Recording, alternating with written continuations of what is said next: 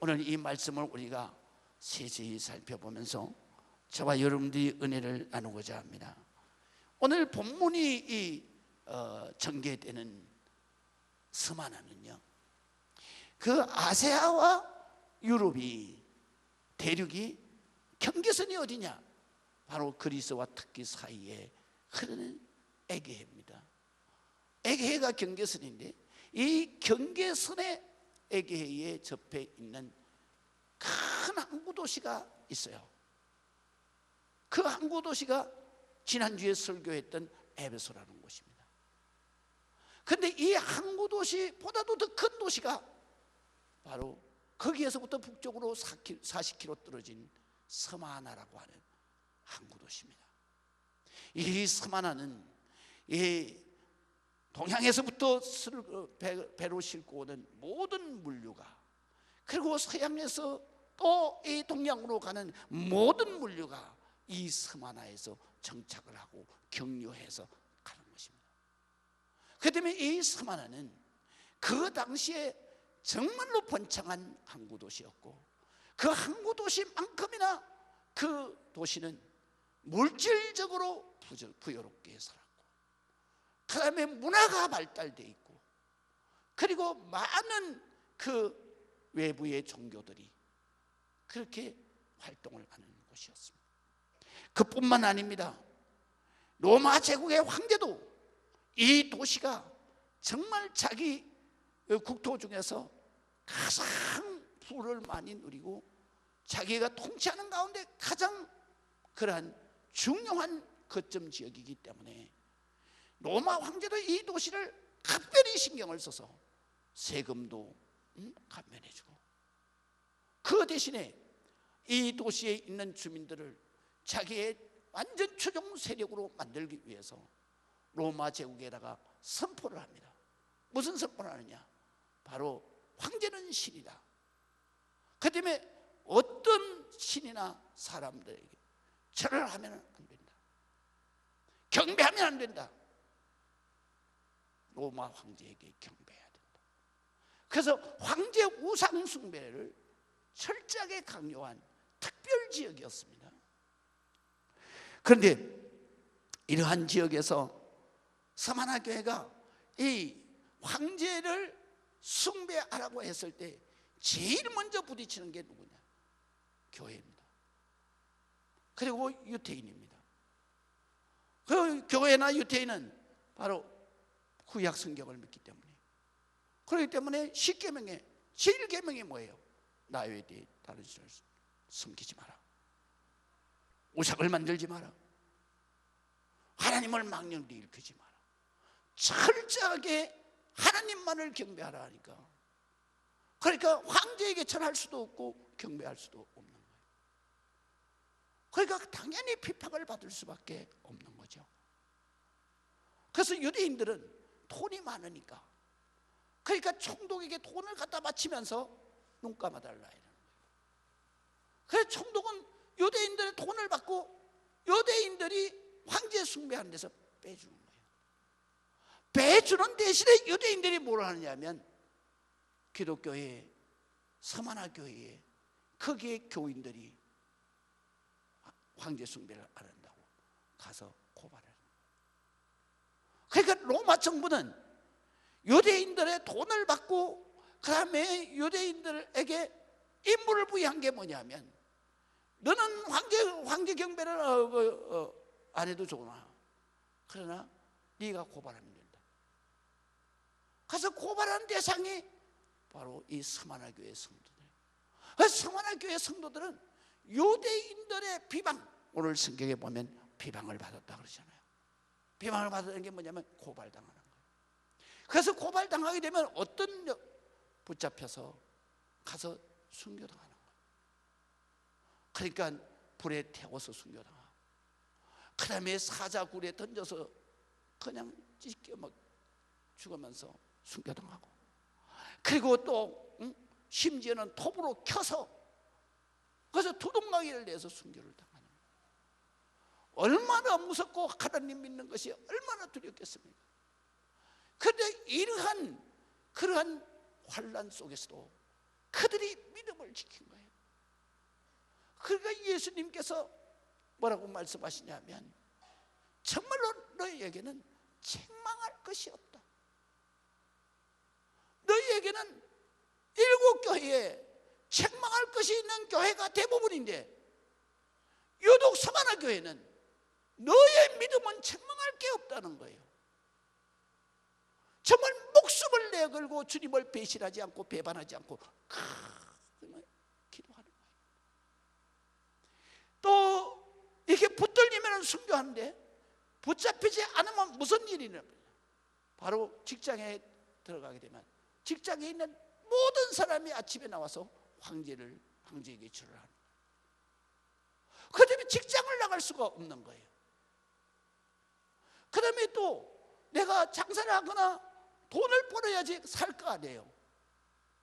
그런데 장사하거나 이런 경배한다 그러면 그 집에는 사람들이 가지를 못하게 하는 거예요. 그러니까 장사도 할 수가 없는 거예요. 그래서 오늘 성경에 보면 예수님께서 뭐라고 말씀하시냐면 9절에 이렇게 말해요. 내가 내 환난을 한다. 이건 뭐냐면 내가 정말 붙들리기만 하면 그 비참하게 죽는 그 순교의 사실을 내가 안다. 그리고 내 공핍을 안다. 그것은 내 가난을 안다. 내가 다 안다 이거예요. 또 뭐라고 말하냐면 내가 또 아는 게 하나 더 있다. 그게 뭐냐? 바로 유대인들, 자칭 유대인이라 하면서 너희를 비방하고 고소하는 그들의 실상을 내가 안다. 그들은 유대인 하나님의 백성이라고 그렇게 지네들을 믿고 있으나 하나님의 백성이 아니다. 그건 사탄의 회당이다. 사탄의 회당이다. 여러분, 우리가 이 땅 위에서 살아가면서 예수 믿으면서 고난을 안 당하는 사람이 누가 있겠어요? 다 믿는 만큼 세상과 타협하지 않으려니까 고난을 당하는 거예요. 세상과 함께 혼합해서 살지 않으려니까, 그러니까 세상으로부터 우리가 많은 어려움과 고난을 당하는 거예요. 그걸 주님이 다 아시는 거예요. 할렐루야. 우리가 예수 믿을 때에 얼마나 고난이 많습니까? 정말로 보이지 않게 직장에서도 고난이 있고 또 집안에서도 고난이 있어요. 그러니까 이런 고난을 우리가 당하는데 그것을 주님이 아신다는 거죠. 그러면 아시는데 오늘 성경에 보니까 너의 모든 것을 내가 다 안다. 정말 내가 예수 믿는 것 때문에 붙들려서 순교하는 것도 알고, 내가 경제적으로 타격을 받아서 그래서 내가 자식에게 먹을 것조차도 없는 그런 안타까운 현실도 내가 다 안다. 그뿐만 아니라 유대인들이 너희들 고발해서 정말 비참하게 순교당하는 그런 두려움과 공포 속에 사는 것도 내가 다 안다. 그러나 조금만 더 참아라. 믿으시면 아멘. 다 안다는 분이 어떤 분입니까? 힘없는 그런 분입니까? 아닙니다. 8절에 보세요. 나를 다 아시는 주님은요, 서만화 교회의 사자에게 편지하라. 처음이며 마지막이요. 그 말은 뭐예요? 이 역사, 인류 역사의 역사의 첫 장을 열으신 분이 바로 하나님이시다. 마지막이 뭐냐? 인류 역사의 마지막 역사를 마감하시는 분. 그래서 처음을 여시는 분은 창조자라는 뜻이고 마지막 마감하시는 분은 심판자라는 뜻입니다. 그리고 그 과정에 이 인류 역사를 그것을 섭리해 가시는 분이 바로 하나님이시다. 그렇기 때문에 우리가 설교 전에 영상을 봤잖아요. 하나님은 어떤 분인가? 나를 아시는 분이다. 내가 엄마 뱃속에 있을 때에도 하나님은 나를 하셨고, 내가 어려움 속에 있을 때도 주님은 나를 하셨고, 내가 기쁠 때에도 주님은 나를 하셨고, 내가 힘들 때에도 주님은 나를 하시고 나를 업고 가셨다. 할렐루야. 우리가요, 우리 주님, 어떤 주님이 나를 압니까? 나의 인생을 다 좌우하시는 분이 나를 알고 계세요. 내게 생사복을 다 주실 수도 있고 뺏을 수도 있는 그분이 나를 아시는 거예요. 그래서 그분이 나를 안다는 것은 우리에게 힘이 되는 거예요. 위로가 되는 거예요. 격려가 되는 거예요. 그분이 인정하시면 우리는 어떤 고난도 이겨낼 수 있는 겁니다. 어떤 신혼부부가 옛날에 결혼을 했습니다. 그런데 경제적으로 너무 어렵고 남편이 그 변변한 직장을 못 다니는 거예요. 그래서 새벽같이 일어나서 건설 현장에 나가서 막노동을 합니다. 그런데 그날따라서는 전화가 왔어요. 우리 현장에 콘크리트 타설을 하는데 이거 좀 일찍 했어야 되는데 준비를 하다 보니까 좀 늦게 시작을 했는데 타설을 이거 마치려고 그러면 밤쯤 좀 되니까 당신 나 기다리지 말고 잘하고. 근데 이 부인이 잠이 안 오는 거예요. 그래서 자기가 일어나가지고 차를 끓이고, 그리고 야식에 먹을 만한 것을 빵을 해서 따뜻하게 데펴서 그래가지고 건설 현장에 갔어요. 가서 그 남편이 잠깐 쉬는 시간에 남편은 옆에 가서 차를 따라주고 빵을. 그 남편이 그냥 너무 자랑스러운 거 있죠. 그래가지고 같이 일하는 사람들에게 오라 그래가지고 자기가 마시는 차를 다 따르지 말고 조금씩 따르라 그래가지고 다 조금씩 따뜻한 차를 마시는 거예요. 그리고 빵을 찢어서 조금씩 마시고. 그러면서 이 부인이 여보, 내가 와서 보니까 정말 너무 힘드네. 정말 위험하네. 여보, 몸 조심하세요. 그러니까 이 남자는 그렇잖아요. 속으로는 안 그런데 겉으로는 좀 남자는 뻣뻣하잖아요. 그러니까 남자가 뭐라고 말하냐, 아이 뭐하러 이 밤늦게까지 잠을 자 여기 왔어. 밤새도 잔데 빨리 들어가, 빨리. 그런데 부인이 뭐라 그러냐면, 아니에요, 당신이 이렇게 고생하는데 내가 여기서 당신 일하는 모습 좀 보다가 내가 들어갈게요. 그러니까 남편이 가서 일을 하는 거예요. 남편 마음이 어떻겠어요? 나는 저 사람을 위해서 죽어도 좋다 해요. 할렐루야. 여자들은요 남자를 잘 모르는 것 같아요. 남자는요 단순합니다.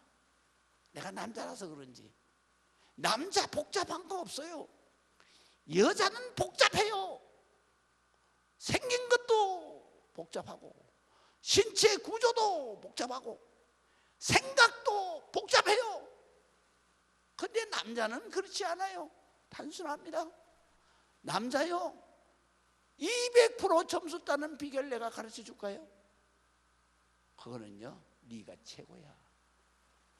그러면 네가 제일 잘났어. 네가 이 세상엔 정말 너는 나밖에 없어. 나는 너밖에 없어. 이 세 마디면요 남자는 목숨을 걸어요. 나도 그래요. 나도 그래요. 할렐루야. 이 남자가요 이렇게 단순한데 왜 그 남자 하나를 제대로 못 붙잡냐고요. 그러면 되는데 네가 최고야. 난 너밖에 없어. 이 세상에 너보다 잘난 놈 한 번 있으면 나와보라 그래. 그러면 남자는 가는 거예요, 그냥. 그런데 그거를 못하고 이 복잡한 여자는 뭐라고 하냐면 남자하고 맞짱 뜨려고 자꾸 달라들어요. 그러니까 쥐어박히지요. 그러니까 당나발이 된다고. 그래놓고는 하나님 앞에 와서 또 징징 짜잖아요. 제가 목회하면서 이런 가정 수도 없이 많이 봐요. 그런데요, 남자는 그렇습니다. 담백합니다. 그래서 이주호 목사는 남자를 좋아해요. 복잡한 여자는 머리만 아프거든요. 그런데 나만 그런 게 아닌 것 같아요. 예수님도 남자를 꽤 좋아하시는 것 같아요. 그런데요, 이 남자가요 얼마나 기분이 좋았겠어요. 낮에는 그렇게 부럽던 현장 소장이 그 밤에는 부럽겠습니까? 이야, 나는 너 같은 거 안 부러워. 나는 나를 알아주는 저 꽃 같은 여자가 있잖아. 할렐루야. 사람이 말이죠, 자기를 알아준다는 것만큼 행복한 게 없습니다. 그것도 정말 자기와 함께 사는 아내가 그렇게 알아준다 그러면 그 남편의 일생은 행복 그 자체입니다. 그뿐이겠습니까? 그 나를, 정말로 아무것도 아닌 나를, 내 모든 것을 다 알아주시고 인정해 주시고, 그래야 한다. 그래, 네 믿음 알아. 네가 정말 성경은 붙들리기만 하면 그 비참하게 무섭게 처참하게 당하는데, 그런데도 너는 목숨을 걸고 나를 사랑하잖아. 나를 믿잖아. 나를 배신하지 않잖아. 내가 그거 알아. 주님이 그렇게 하실 때 이 서만화 교회 성도들이 얼마나 신이 나겠습니까? 죽어도 좋다지요. 죽어도 좋다. 여러분, 이게 오늘날도 마찬가지입니다. 여러분 50일 기도해 보세요. 주님의 음성이 바로 복을 주고 문제를 해결해 줘. 그게 아닙니다. 내가 너 알아. 내가 너 사랑해. 할렐루야. 걱정하지 마. 믿으시면 아멘. 저는 이것 때문에 평생을 하나님 앞에 바쳤어요. 할렐루야. 그러니까 나는 세상에 어떤 것도 부럽지도 않고, 어떤 것도 좋아 보이지도 않고, 어떤 것도 마음에 드는 게 없어요. 나는 그저 주님 앞에 있는 것만 행복한 거예요. 성도들도 그래요. 성도들도요, 나한테 잘하는 것보다도요, 주님 앞에 진짜 신앙생활 잘해요. 그 사람이 제일 멋있어 보여요. 그 사람이 제일 예뻐 보여요. 그 사람이, 그 성도가 그 성도를 위해서 새벽마다 기도하는 거예요. 할렐루야. 그 때문에 여러분들이 목사에게 어떤 기도를 받느냐가 중요한 거예요. 왜냐하면 목사가 새벽에 딱 나와서 기도할 때 뭐라고 기도해요? 정말로 그런 성도는 딱 기도할 때, 무릎을 꿇고 기도할 때 하나님 앞에 이렇게 기도해요. 주여, 복을 놔뒀다가 어떤 성도한테 주려고 그러십니까? 그 집사 복 좀 주세요. 그 권사 복 좀 주세요. 그렇게 기도하는 거야. 그 다음에 기도하려고 그러는데, 근데 마지막에 꼴찌로 생각나는 거야. 그래가지고 목사님, 하나님, 목사가 이렇게 기도해요. 하나님, 그 영혼 깨닫게 해주세요. 깨닫게 해주세요. 복 달라 소리를 못하잖아요. 하나님 마음에 들어야 복을 주시는데, 마음에 드는 짓을 하나도 안 하는데, 그런데 어떻게 그 영혼에게 복 달라고 얘기를 해요? 못하죠.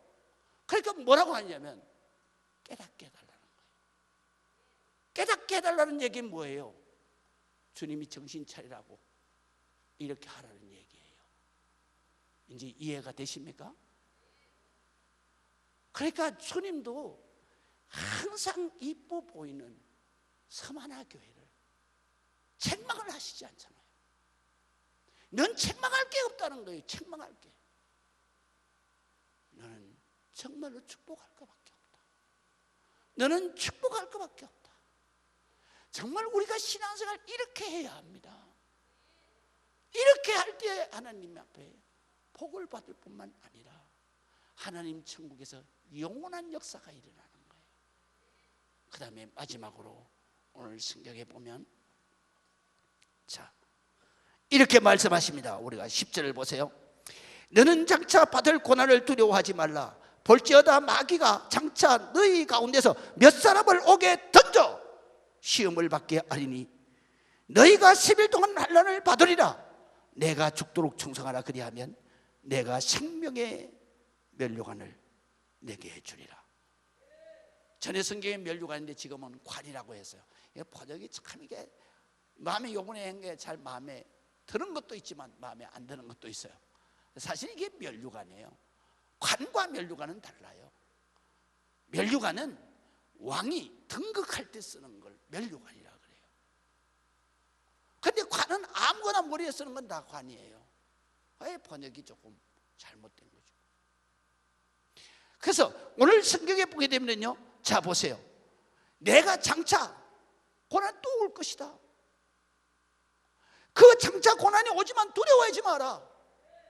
나를 위해서 죽으면 내가 이 세상에 전혀 전무후무한 하늘의 면류관, 순교자의 면류관을 내게 줄 거다. 할렐루야. 생명의 면류관을 내게 줄 거다. 믿으시면 아멘. 그러니까 절대로 죽는 거 두려워하지 마라. 절대로 고난당하는 거 두려워하지 마라. 여러분, 예수 믿으면서 예수 믿는 것 때문에 고난당하는 거 두려워하면 주님 끝까지 못 찾아가는 거예요. 예수 믿는 것 때문에 여러분 죽는 거 두려워하면요, 주님 앞에 언젠가는 배신합니다. 가룟 유다가 됩니다. 그러면 우리가 하루를 믿더라도 정말로 주님 앞에 배신하지 않는 믿음을 가지고 살아야 되는 거예요. 그게 뭐냐? 각오해야 되는 거예요. 결단해야 되는 거예요. 정말 나는 주를 위해서 산다. 나는 주를 위해서 목숨 건다. 이게 바로 주님 앞에 인정받고 복받을 축복자의 모습이에요. 그런데 그 고난이 얼마나 기냐? 오늘 성경에 보면은 10일 동안 내가 고난을 받을 것이다. 10일이라는 게 무슨 말이냐? 10일은요, 잠깐이라는 뜻입니다. 내가 감당할 수 있는 잠깐 고난이 있을 것이다. 이유가 있습니다. 여러분, 고난의 때가 긴 것 같죠? 그러나 고난은 짧아요. 잠깐이에요. 그러면 받는 축복은 어떨까요? 영원한 거예요. 영원한 거예요. 할렐루야. 여러분들이 이 세상에서 예수 믿는 것 때문에 고난을 받아봤습니까? 이게 안 받아봤으면 주님 앞에 부끄러워 설 수가 없잖아요. 고난을 받았습니까? 그러면 고난을 몇 년을 받았습니까? 여러분, 우리가 고난 받은 거예요. 우리가 천국에 가서 영원한 그 축복의 시간에 비교하면 이거는 순간이에요. 찰나예요. 일각에 불과한 것이에요. 이거를 우리가 못 견디고 축복을 놓쳐서 되겠냐 말이에요. 여러분, 그래서 오늘 성경에 보면 너희가 10일 동안 받는다. 순간 받는 것이다. 그렇기 때문에 이것을 참아내면, 이겨내면, 견뎌내면, 그리고 내가 죽도록 충성하면, 내가 순교하면서 충성하면 내가 영원한 생명의 면류관을 내게 줄 것이다. 믿으시면 아멘. 여러분, 우리 주님은요, 오늘도 우리에게 기도하면 말씀하십니다. 그래, 내가 잘 알아. 내가 잘 안다. 네가 정말 그렇게 어려운 가운데서도 11조 또박또박 내게 그게 얼마나 힘드냐. 그리고 내가 있는 것만, 뭐가 조금만 주머니 있기만 해도 세상에 가서 외식 안 하고 정말 하나님 전에 하나님 보물로 쌓는 거 내가 왜 모르냐. 네가 살을 내는 듯한 좋은 날씨에도 주차봉 들고 저 바깥에 가서 성도들이 찾아 인도하고 하는 거 내가 왜 모르냐. 내가 주방에서 남 모르게 그 허들의 물을 써가면서 봉사하고, 그리고 교회 청소하고, 그리고 교사로 성가대로 너희가 정말로 애쓰는 거 안다. 주일을 어디 놀러 가고 그러고 싶어도 그것 때문에 못 가고 주님 전에 와서 이렇게 애쓰는 거 내가 왜 모르냐. 다 안다. 주님은 다 아시는 거예요. 그것이 다 하늘의 축복으로 생명의 물로 가는 쌓이는 거예요. 할렐루야. 영국의 워크박물관이라고 미술관이 있습니다. 거기에 가면 이 콘똥네라는, 참 말도 발음도 좀 힘들어요. 콘똥네라고 하는 그러한 그림이, 콘똥네라고 하는 미술가가 그림을 그렸는데 그 그림이 한 장 거기 딱 걸려 있어요. 그 그림은 제목이 뭐냐 하면 충성이라는 제목이에요. 근데 그 그림의 배경은 뭐냐 하면 이태리의 나폴리항 뒤에 있는 그러한 폼페이라고 하는 도시가 화산이 폭발해서 순식간에 2m, 3m, 10m 화산재가 쏟아져가지고 도시가 땅에 묻힌 그러한 멸망의 도시. 이 폼페이라고 하는 것은 3대 미항, 세계의 3대 미항 중에 첫 번째 나폴리항이잖아요. 나폴리항 항구가 바로 내려다 보이는 배경 도시예요. 근데 이 도시가 이렇게 망한 데는 발굴을 해보니까 이유가 있었어요. 왜냐하면 이 도시에 바로 그 배 선원들이 그 전부 다 오가면서 거기에서 폼페이에서 나폴리에서 머물 때 배는 나폴리항에 정박을 시키고, 그리고 그들은 어디 가서 놀았느냐? 바로 폼페이 도시에 가서 향락을 즐기는 놀았어요. 그렇기 때문에 거기에 있는 모든 그림이나 문화는 전부 다 성에 관해서 돼 있어요. 그 심지어는 이제 가서 보신 분 알지만 거기에 가면 길 표시가 남자 성기로 돼 있어요. 그러니까 얼마나 타락한 도시예요. 그래서 하나님이 보고 계신 게 그냥 멸망시켜버렸어요. 그런데 그 멸망하는 순간에 거기에 포착을 해서 그림을 그렸어요. 왜냐하면 그 폼페이시의 성을 지키는 파수꾼의 모습을 그린 거예요. 화산재가 자욱하게 날아들고, 그리고 또 수많은 사람들이 이리 뛰고 저리 뛰고 막 살라고 발부둥을 치는데, 이 파수꾼은 그 화산재가 자기 무릎까지 차오르는데도 눈동자 하나 움직이지 않고 그 파수꾼이 성을 지키고 있는 거예요. 물론 그대로 죽었겠죠. 그래서 발굴이 됐겠죠. 충성이라는 게 바로 이런 것이다. 마지막 순간까지 자기 자리를 떠나지 아니하고 자기의 이익이나 자기의 살 길을 위해서 배신하지 아니하고 끝까지 죽음으로 바로 자기의 자리를 지키고 자기의 직분을 지키는 것이 충성이다. 그래서 오늘 성경에 있는 죽도록 충성하라, 이 말이 그런 뜻입니다. 우리가 이 세상에 한 번 옵니다. 이 세상에서 한 번 사는 거예요.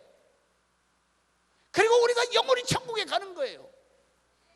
거기에 가서 부끄럽지 아니하는 주님 앞에 당당한 모습의 여러분이 되시려면 이렇게 충성해야 합니다. 기도하시겠습니다. 아버지 하나님의 은혜를 감사합니다. 주님이 영광 받으시고 주님이 은혜 허락하시며 주님의 위로와 격려와 주님의 인정하심으로 삶의 용기를 얻게 하시고 하나님 새 힘을 얻어서 주님을 위한, 주님에 의한 죽도록 충성하는 일생이 되게 하옵소서.